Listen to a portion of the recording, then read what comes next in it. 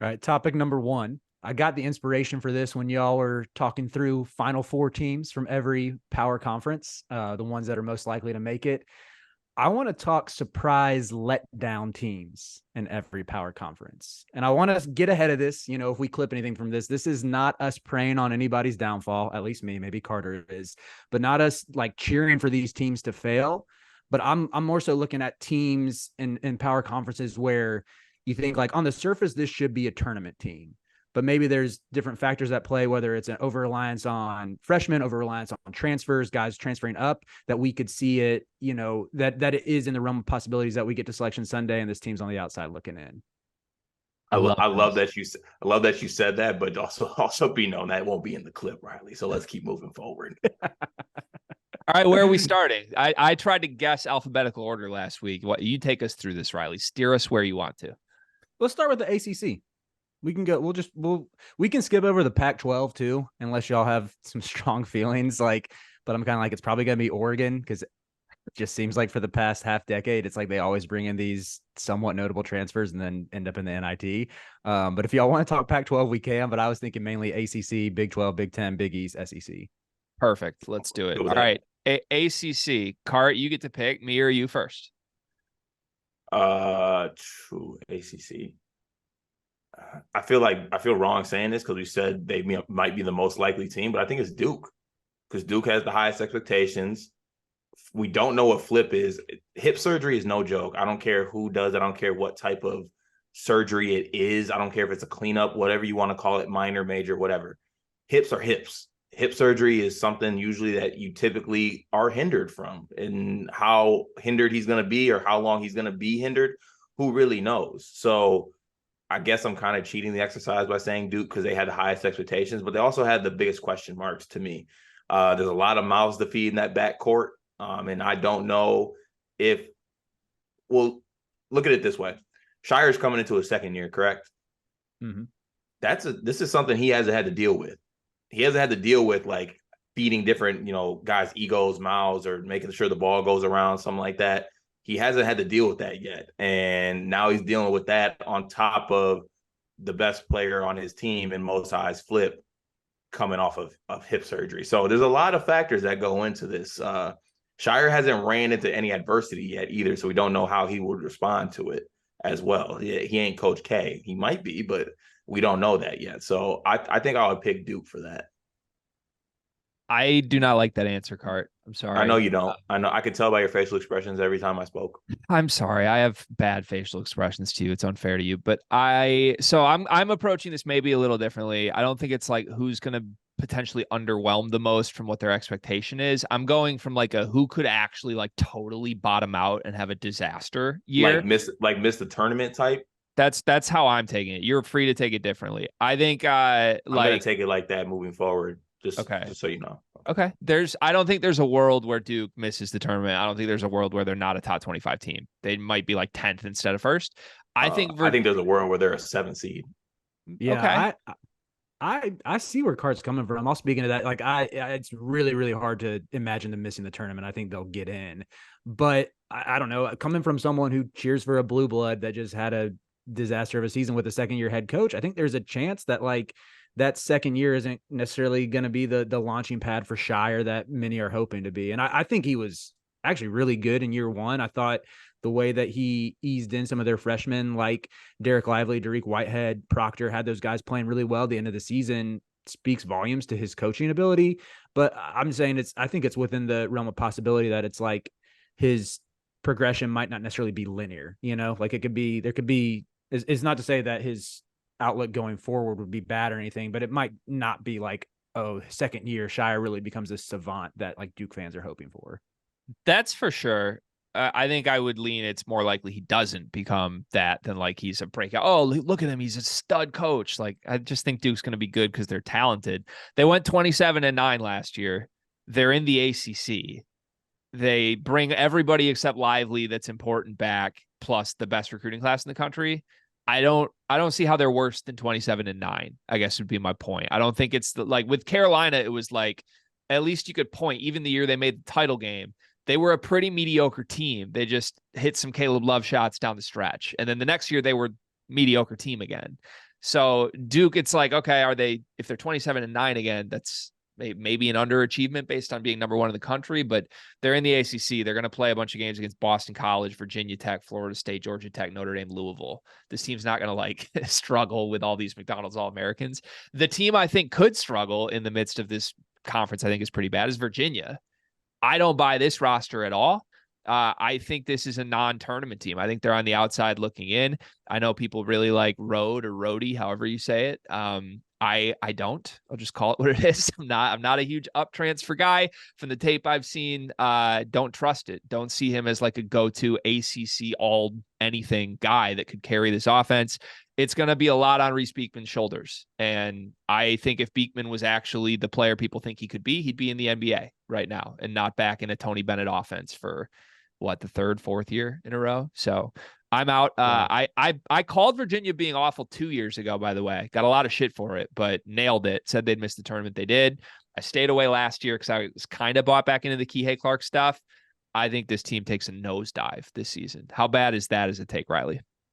You actually hit on all the notes I had on Virginia. That was my first choice. Actually, the first thing I wrote in my notes was a lot of reliance on Beekman to be something he hasn't been through 3 seasons. And that's, we've been waiting for this leap for him to be like a Malcolm Brogdon type. And I just don't know if that's in the cards for him. I mean, really good passer, really good defender, but not someone who's going to go get you a bucket when the shot clock's winding down, which is quite frequently for Virginia. And yeah, Rody was another guy penciled in to where he's talented. Like, talking to one dude who's an NBA scout told me that his ankle flexibility makes him think that he could become like a primary initiator.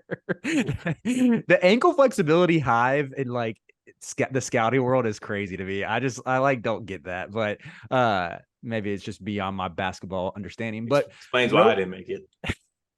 Rody could be good in time, but if you look at like Virginia's history, there are rarely any freshmen or first-year transfers who sort of take off under Tony Bennett. Like, I think that's just part of a system thing there. Like, Jaden Gardner put up numbers his first year there, but that's kind of the exception rather than the rule. So I like the Virginia pick a lot. I thought we were just all in. I thought everyone was just in agreement that Virginia stinks, so they couldn't underwhelm. I thought that was just like kind of just noted what it's going to be. But yeah. I am taking your approach moving forward, though, Gregory, just so you know. Okay. I had no issues with your original approach, by the way, but yeah, you did. You did. Went at it a different way. Okay, stand on that. Where do we go next, Riley? Let's stay alphabetical and go with the Big East. Okay. Big East bottom out team. I mean, isn't there an obvious one for you with who their coach is? Yeah, no, it can't be him though, and I want to stop my Marquette slander because I do think they're going to be a good team. Well, let me say that again, because isn't there another obvious one with who their coach is? I might be missing it on this one, but I'm gonna go with Xavier. I think Xavier could be a team that's going to bottom out just because of injuries alone. Like, they're not going to have Fremantle for the whole season, I believe it is. I don't know if that's confirmed or not. They won't have Hunter as well. They bring in Davion McKnight from Western Kentucky, who I really like as a player. I think he'll be really good in the Big East as well. Like, he when you look at him, I think Big East guard. I think he can be, or like Big East wing type.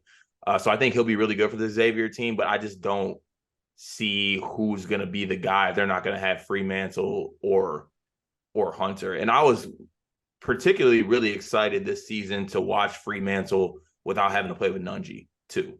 Like, I get that worked, but the whole too big thing, call it watching Indiana and Race Thompson and TJD play together, but it doesn't do much for me. It was a little bit different because Nunji could actually stretch the floor a little bit, but I was excited to see how Miller kind of adjusted the team, just having like Fremantle be that 5 guy, and then you just surround him with other guys and surround him with McKnight. So them missing him for the whole season is really going to hurt. So I think that could be a team that could easily bottom out. Okay. Yeah. Villanova. Oh, great. Yeah. Villanova was my answer. I was trying to tease you. What is wrong with me? I was trying to tease you into Kyle Neptune. That's where I was going. I know. Damn it.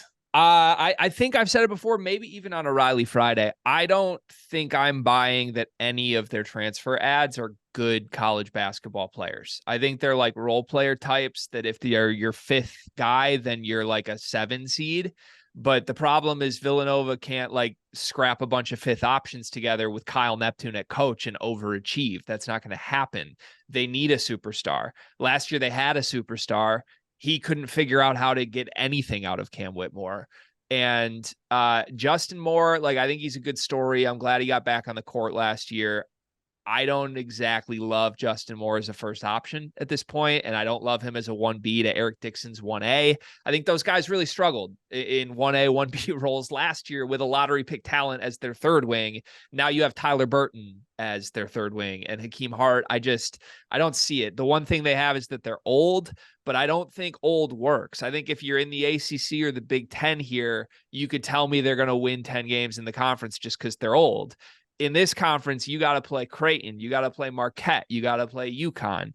I don't know. I don't like Villanova on paper over any of those teams. So I think there is a world where this team is a bubble team. Maybe not a total miss the tournament group, but like a very iffy down the stretch of the season team. Yeah, I like that pick a lot. And with the transfers, I see the vision with like adding the length and athleticism, but there's definitely a chance, again, looking at the success from prior stops like Hakeem Hart. I guess he's been on some good teams, but TJ Bamba hasn't. Trey Burton has, I guess he made that one tournament where they beat Iowa in the first round, but like you put the three of us in the round of 68 against Iowa, I think we'll put up a fight. Just we respect Fran on this podcast, Riley. I don't care if it is your day. Okay. All right. I'm sorry. I don't want Iowa fans coming after me, especially after I got so much love the one time I gassed up Brock Harding. I apologize.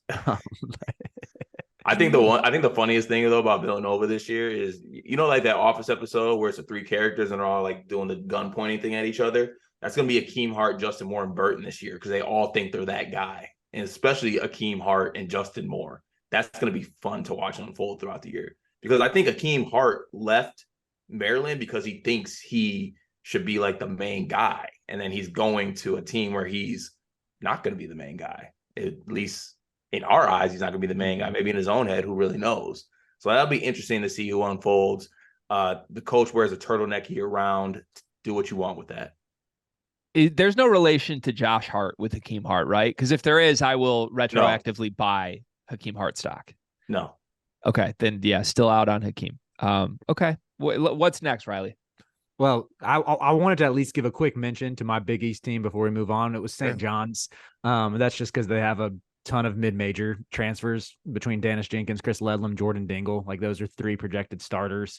Dingle's been on some good teams. Jenkins has obviously been on some good teams. And I know Ledlam has like the recruiting pedigree, but yeah, there's a chance it might not all come together. And I think a lot of people are just penciling St. John's into the top 25 because they have NIL and they have Rick Pitino. And I'm also interested to see, like, has Pitino lost his fastball at all as he moves up a level from the MAC? So we can move on to the Big Ten, talk of your conference. Can you go first, G? Yeah, I'm trying to determine which one I want to pick here. I feel like I've gone hard on this team recently. I have two. I'll mention both quickly, and I'll go hard on the one I've been hard on for months. Wisconsin and Indiana are my two. I don't think Wisconsin, I don't like this group as a collective of guys. I like the AJ Storr ad a lot, so maybe that could move the needle.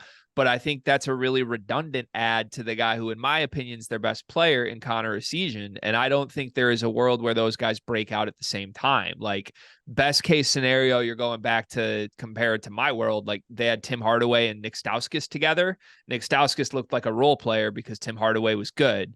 Hardaway left, and then Stauskas looked really good. I don't see how both those guys could be Stauskas guys at the same time. And you want Essegian to take that jump, but you brought in a guy who might be better at making that jump than Essegian is. So the point is, in the meantime, Chucky Hepburn's going to be taking step back jumpers that clank off the side of the backboard while these two good players are asking for the ball. Tyler Wall's still running around doing nothing. Stephen Crowell has to fend off this dancing bear, to use Carter's term, big man in Gus Walden, who is he good? I don't know. Or Gus Yalden, not Walden. So I just, I think they were bad last year. I think they're bad again this year, and they doubled down on being the same bad core. I don't like that. Indiana is going to look a lot different. Indiana's the team that has higher expectations, I think, than Wisconsin. So they're a better pick for this exercise because I don't think Indiana makes the NCAA tournament. I said that before on here like a month ago, and I ran from the Zoom call when I said it. Now I'm saying it with my chest after all we've been through. I think this is a totally mismatched front court. They're all good individually. Where's a nut job who isn't even on the top 25 players list, but he's the most talented player in this front court. Renault is solid. That's the best word I can use to describe him. Of the three, you know what you're getting from him. You're getting like replacement level play from a center. Mbako's a theoretical lottery talent, but again, you're playing him next to two guys that don't help his game shine. So then you look in the backcourt, you got Xavier Johnson, who, from what I heard, wanted to come back last season. Indiana wasn't or Indiana wanted him back and he didn't want to play. Like what's going on there? There's rumors, it's messy.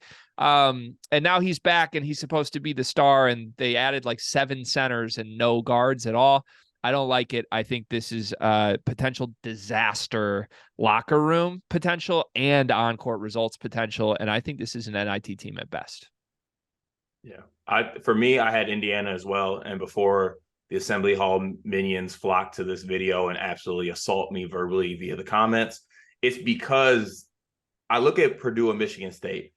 I look at what would happen if those teams bottom out. The thing is, those teams can't bottom out because they have depth. They have other pieces. Like, in my eyes, Michigan State's downfall could be if A.J. Hogarth doesn't play to the level he has. The thing is, if A.J. Hogarth's not playing to the level he has, we got guards that can come in and pick up where he's leaving slack. If, I don't know, let's say, like you said with Purdue, Greg, if Fletcher's not playing well, you can have guys like Colvin. You have other guys on the team that can pick up the slack. If this team, this Indiana team, the guys that they're depending on don't play well, who's picking up?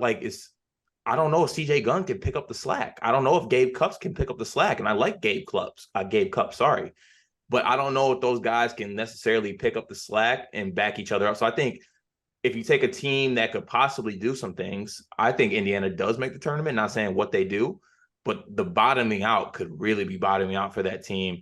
And the honorable mention is Minnesota for me as a bottom out team, because they were a bottom team last year and they added a Christie to the team. So that could do nothing but make it worse. Ridiculous. I think y'all hit the nail on the head with Indiana. That was a team I had penciled into. Greg brought up a great point about the locker room. I think that's a lot of egos in the front court. Well, I don't know any of these kids. I don't want to make assumptions there, but even just looking at like Mbako 5-star, Renew 5-star, Ware 5-star, it is going to be interesting to see how like Mike Woodson can get these 3 players who aren't necessarily the smoothest fit together on the court, like how he meshes that and any sort of off court like attitudes of who's the go-to guy, like that type of thing as well. So Hillel Ware back in my day, everyone played fair and had fun. Hillel Ware is the preseason body language PhD player of the year for me, by the way. I'm working on an all first team right now. It's Hillel Ware and it's Coleman Hawkins and Trey Gibbs Lawhorn. Outside of that, I'm looking for 2 more. So we'll report back. All right, let's move on to the Big 12. Sneaky, there's some sneaky deep options here. Like, I know it's the best league in the country, but there's a couple choices here. This is going to hurt me to say. Sorry, can I go first? Yeah, I was going to ask Riley to go first, though, because I feel like we've been monopolizing all the time. Let Riley go first on the last one. First. Okay. Yeah. So who's going? Somebody. I was going to let Riley go first. Okay. I'll just go first. Right. I think Baylor is a sneaky pick to sort of bottom out this year. And that, Car, I know you said maybe you're going to mention a team that you like. Like, I'm a huge Scott Drew fan, and I'm a big believer just in him as a coach and what he does, like how he's been able to even redefine himself over his career to win a title a few years ago. But just looking at this roster, there's no Keontae George type in the backcourt. There's no LJ Cryer or Flagler type who's been in the system and pencils in as a natural breakout. There's a lot of reliance on Jaden Nunn and Ray J. Dennis, and both are fine players, but I don't think either is like first team all Big 12 guard, which just puts a lot of pressure on Jacoby Walter. Love that pick. Cart? Let me collect myself, because this is going to cause me physical pain to say. It's Houston. I think Houston could be the team, and it really brings me. You know how much this hurts me, G. It really does. And because Kelvin Sampson, I think it kind of goes to what Riley said, like him thinking a Scott Drew team could bottom out brings him pain. Me verbalizing that Sampson could be a team that bottoms out brings me pain, but it has to be talked about because yes, they got guys like Shed coming back, and I think he's going to be really good.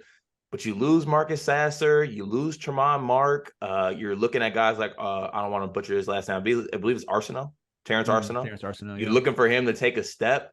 What if he doesn't take that step? It's just there is a world where it's not always when you put guys in a bigger role, they take a next step and they become that guy. Not everyone can be a guy. Some guys are really good in their role being a second guy, but they try to do that same thing and be the main guy, and it just doesn't look as good. And I think that could happen with this Houston team. And I would bet that it doesn't, but at the same time, I think it could be a team that possibly bottoms out. New league. So that, that's going to be a factor, I think, as well. Even though they're a tough-nosed, hard-playing team, you're still switching into the Big 12, the best league in college basketball. That's a step up from playing Temple every other week. So, yeah, I think that Houston, unfortunately, might be a team that could bottom out. I want to give you a lot of credit, Cart, because one, that was incredibly selfless of you to put your Houston love aside and honestly assess where that team is at. Give you credit. Two, very difficult pronunciation on the fly, and you nailed Arsenault.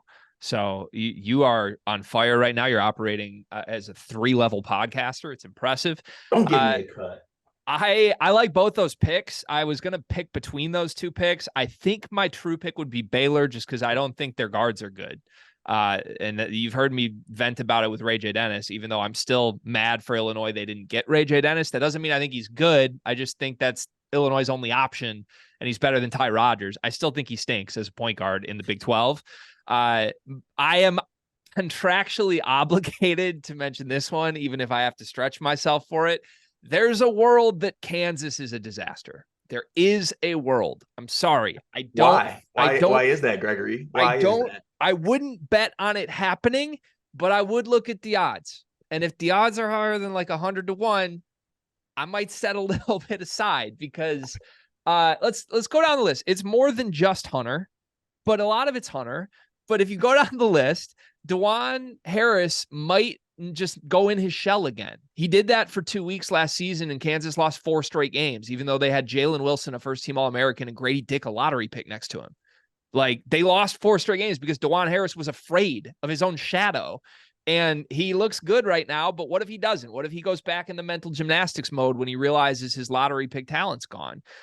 Kevin McCullough might just be a role player. He might not be Jalen Wilson 2.0. He's definitely not Grady Dick, and I still am not sure he can shoot. The other guys they got, like, they have a lot of prestigious ads outside of that. Like, Arterio Morris looked good on the overseas trip, and Nick Timberlake was like a top of every transfer portal list you can find according to every algorithm there is. But we don't know. None of those guys have been like Big 12 starters before. The only guy that has been the face of a team before on this team is Hunter Dickinson. And how has his teams done? They've underachieved massively. He's been the biggest underachieving team guy in college basketball since his career started. So I think there's disaster potential that people aren't talking about. That's all I'm saying. I wouldn't bet on it, but make it a footnote. Put that in your notebooks at home. Say, Greg said this might happen. And if they start the season like 4-4 miraculously, I want all the credit for it. I just think that, like, when you look at Bill Self's track record, his down years are still like a 4 or a 5 seed in the tournament. That's why it's really tough for me to see them bottom out altogether. Like, I think it's definitely in the realm of possibility where they lose like 4 games in a row in January and people are panicking, but he'll do something. He'll pull some strings. He might like dismiss somebody like he did to LeGerald Vick like 4 years ago, and they were able to rally a little bit, but I don't know. I can't see them bottoming out. Like, counterpoint. Are we sure Bill Self's heart is in a good spot right now? I hope so, man. I hope he stays healthy for the whole year. I hope. Yeah, I don't know. Coaching's stressful. Yeah. So coaching stressful enough when you're not coaching Hunter Dickinson is all I'm saying. And I pray for good health for Bill Self. I really do. But he has his hands full this year is all I'm saying. The other 2 Big 12 teams I penciled were Texas, just because a lot of pressure on Max Abmas to translate right away. And for Dylan Mitchell to make a leap. Right. What was the next team? We're not going to speak on Texas. Cut you off. Taking over Next Bucks Friday. next one also hurts my heart because I love Jerome Tang, but Kansas State, if Tyler Perry isn't like close to as good as Marquise Noel, that could be a little bit troublesome. Same thing with Kaluma. I feel like Kansas State really needs Kaluma to put it all together just because the rest of that roster, there's talent, but it's like their bench is a little bit scary. Looking at their projected contributors. And again, like Jerome Tang, I think coach circles around most teams he played against last year. But yeah, this roster, I just don't think like you really need Tyler Perry and Arthur Kaluma to beat all Big 12 guys like immediately. By the way we're talking about it, does the Big 12 have the most bottom out potential out of all the conferences? Just because I guess we hold them in such a high standard or something? They'll be slipping those bribes to Kim Pom to tweak the algorithm to make sure they all stay top 40. Like I think there's more teams in the Big 12 that could bottom out than there are in the Big East of the strong top fours. I feel confident in that. Yep. Well, we can close it out with the SEC. Ooh, SEC. I think I would go Bama as my SEC pick, just because. Also, speaking to a Bama optimist here, I believe in Grant Nelson. I truly do.